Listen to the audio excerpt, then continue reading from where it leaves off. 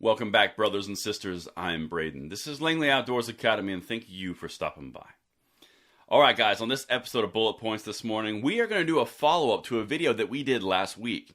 Now, if you didn't see it, it looked like this. This was the thumbnail.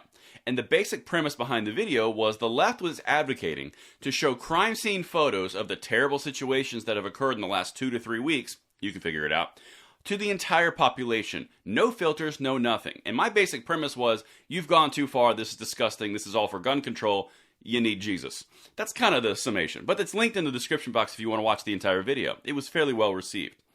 Well, now, they must have realized that was a terrible option for the population, so now they're going a different way, and that's what this video is all about. For some reason, the left, around the gun control perspective, I will really zoom out a little bit further, they want to desensitize a population and a children to almost everything across the board. I don't know what that's about, but it's an observation I'm making. Alright, zooming back in, let's get into the actual article that I have in point here, which is in my lane. I'm going to say a quick word from our sponsor to make this video possible. Please, guys, if you are not subscribed, we are looking to get as many people as we can in this fold to spread information just like this and make sure that bell is on if we earn that subscription. But now, let's get to this sponsorship, and then I'm going to show you on the other side. This is next level. So today's sponsor is Aventon. Aventon not only makes electric bikes, they make them high quality at an affordable price.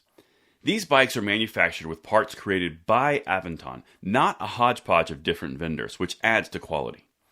Which makes them on another level. With a wide range of models, Aventon makes a model to suit a variety of riding needs and styles. Check them out in the description box below, and thank you so much to Aventon for making this video this week possible. Alright, so now let's get to the next level activities. The newest idea from the left. I can never remember the right word there. That's okay.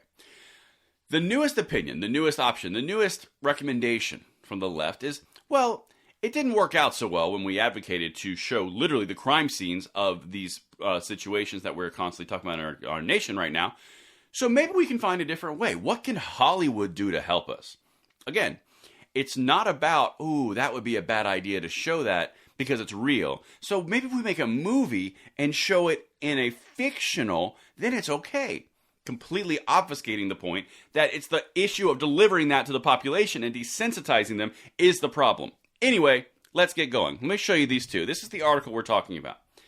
Opinion. If Hollywood wants to stop gun violence, it should stop sanitizing it. Well, that's very similar to what we were hearing around the push to release crime scene photos. Anyway, let's keep going. I've pulled out the two juiciest parts, and then I'm going to show you the meat here. Some have suggested we need an Emmett Till moment, going back to that original article, after the Uvalde situation, showing photos of victims and what the bullets did to their bodies. The sentiment is understandable, as is the disgust or the concerns about exploitation of such a suggestion generates. Yes, because it's disgusting. It's exploitation for the point of gun control. You need Jesus. Anyway, let's keep going. Those qualms wouldn't apply to fictionalized but realistic portrayal of such horror, however, and these images could help the public understand what gun violence really means.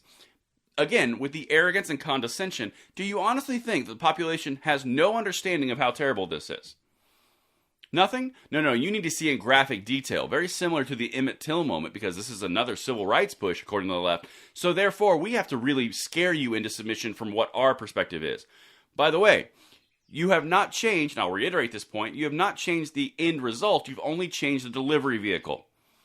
These people have this obsession with going against children, against people in the civilian population, and desensitizing them to things that they should not be desensitized in order to further their deal.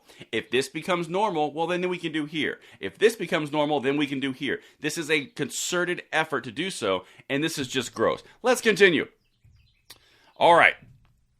In the wake of the Uvalde, Texas situation, some Hollywood storytellers are questioning the film industry's love affair with guns.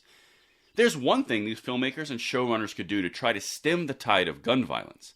Stop sanitizing what guns do to the human body. Hollywood should step up and show what journalists generally can't depict, be it in the victim of a mass situation, identifiable only by DNA after the aftermath of a suicide carried out with a gun. Okay. Exact same end destination, just going a different route. These people have a serious problem. I mean, I haven't gone to school enough to classify it, but whoa. Anyway, let's keep on. Working in concert with the Brady Center to Prevent Gun Violence. Oh, so one of the leading gun control groups in the United States is down with this idea. This is who you're fighting.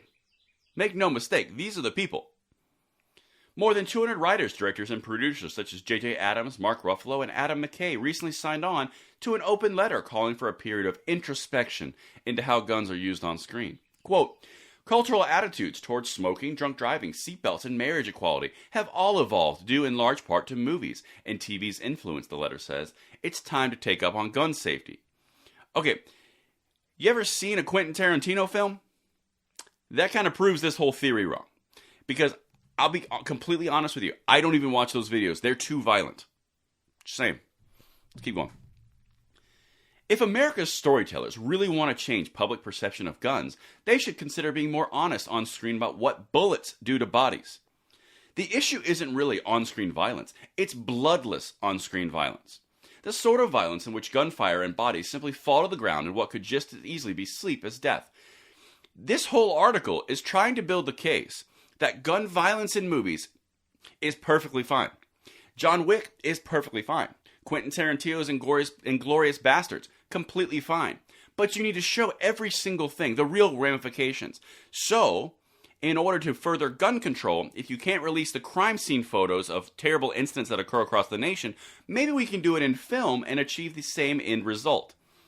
These people are the ones that you're fighting. Every single day in and day out, they're the ones that are trying to do this across the board, and the Brady campaign is right there with them.